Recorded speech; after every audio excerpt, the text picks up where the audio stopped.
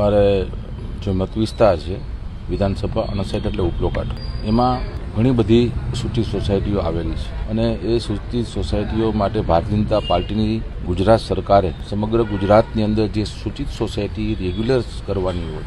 તે સોસાયટીને કંઈ નાના મોટા પ્રશ્નો હોય એનું નિરાકરણ માટે એ પરિવર્તિત વિસ્તાર એટલે સૂચિત સોસાયટી રેગ્યુલર કરવી એ કાયદો બનાવ્યો એના ભાગરૂપે લગભગ ગુજરાતમાં સમગ્ર ગુજરાતની અંદર આવી હજારો સોસાયટીઓ રેગ્યુલાઇઝ થઈ એમાં મારી વિધાનસભા 59 એટલે જે હું જ્યાં ધારાસભ્ય છું તે મારો મત વિસ્તાર છે એમાં લગભગ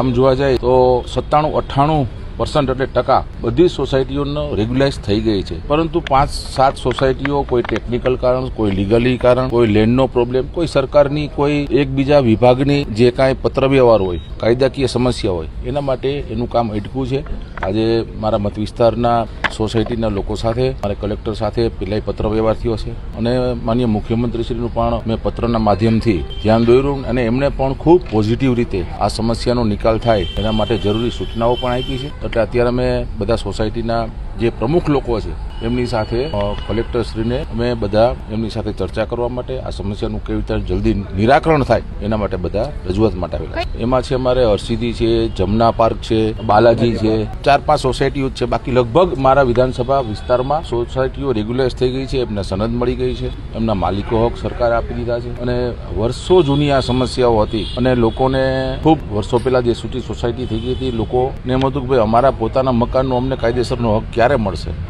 તો એ ભારતીય જનતા પાર્ટીની સરકારે આપ્યો છે.